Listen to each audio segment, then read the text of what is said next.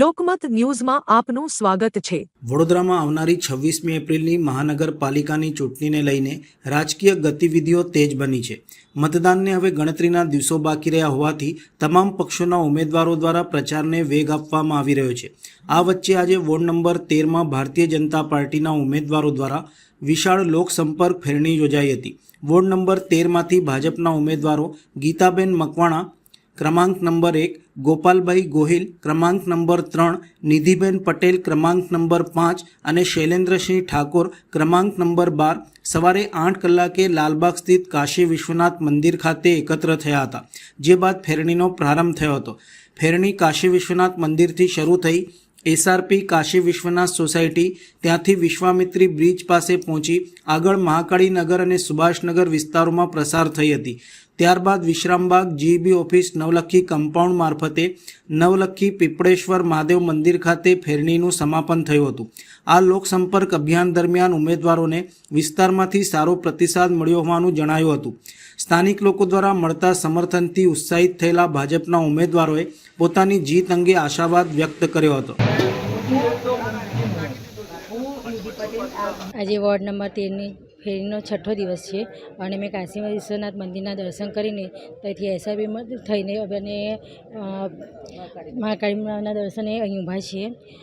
તો અમારો છઠ્ઠો દિવસ ફેરીનો છે। તો વોર્ડ નંબર 13ની પૂરી ટીમ અને સંગઠનની ટીમ અને વિસ્તારના લોકો પણ અમારી ફેરીમાં અમારી સાથે જોડાયા છે અને વિસ્તારના લોકોને પણ અમારે કહેવું છે કે 26 તારીખે જે અમારું મતદાન છે તો તમારો કિંમતી મત અમને ખૂબ જ ઉપયોગી છે।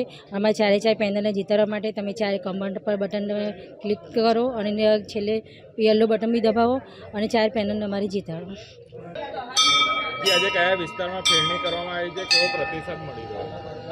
નમસ્કાર, આજે ચૂંટણી પ્રચારનો દિવસ છઠ્ઠો છે અને અમાવસ્યા બી છે, એટલે આપણે કાશી વિશ્વનાથ મહાદેવ મંદિરથી આપણે આરંભ કર્યું છે। મહાદેવના આશીર્વાદથી આરંભ કર્યું છે, ગૌ માતાની સેવા કરીને આપણે આરંભ કર્યું છે અને ત્યાંથી આપણે કાશી વિશ્વનાથ જે સોસાયટી છે ત્યાંથી લઈને અત્યારે આપણે મહાકાળી નગર આવ્યા છે।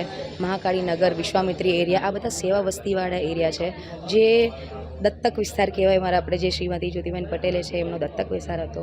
બધા જ લોકો ખુશ છે અને સંતુષ્ટ છે, કેમ કે આપણે એમને લાભાર્થી બનાવ્યા છે, ચાહે આયુષ્માન કાર્ડ હો કે પછી આપણે વિધવા સહાય હો, એ બધી જ જે બી યોજનાઓ છે રાજ્ય અને કેન્દ્ર સરકારની, એ આપણે બધે જ સેવા વસ્તીમાં આપણે પહોંચાડવામાં આવી છે અને કશે ને કશે એમનો પોઝિટિવ રિસ્પોન્સ જોઈને અમારો કોન્ફિડન્સ હજુ વધી ગયો છે કે ડબલ એન્જિન સરકારની, ટ્રિપલ એન્જિન નહીં, 4 એન્જિન સરકાર હવે થશે, કેમ કે એક જ પેનલ અગર આવશે તો અમે ચારે ચાર એટલી જ સેવાથી ને એટલા જ જુસ્સાથી અમે લોકો આગળ કામ કરીશું। આજે અમે વોર્ડ નંબર 13માં ભારતીય જનતા પાર્ટીના અમે ચારે ચાર ઉમેદવાર, વોર્ડના સંગઠનના પ્રમુખ, મહામંત્રી, બૂથ લેવલના કાર્યકર્તા, પેજ પ્રમુખ સહિતના વિસ્તારના આગેવાનોને સાથે લઈ અને જનસંપર્ક કરી રહ્યા સતત છઠ્ઠો આજે દિવસ છે।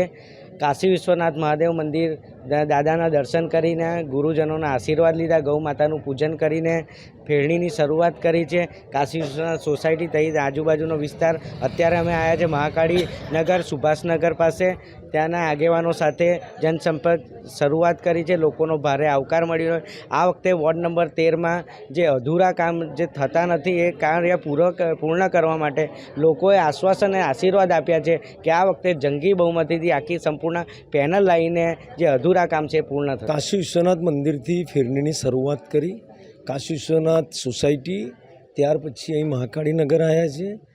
જન સંપર્ક કરવાથી જન સમર્થન મળે છે અને જન સમર્થન મળવાથી જનનું કલ્યાણ કરવા માટે આ 4 પેનલ અમારી ભારતીય જનતા પાર્ટીએ અમને આપી છે અને અમે ચોક્કસ એવો વિશ્વાસ આપીએ છીએ જનને કે અમે લોકો તમારા વિકાસના એક જેટલો વિકાસ થયો છે પહેલાં પણ લોકોએ કર્યો છે એને વધુ વેગ આપીશું। એના માટે અમે 4 કમળ ખીલાવીને અમારો આ સંકલ્પ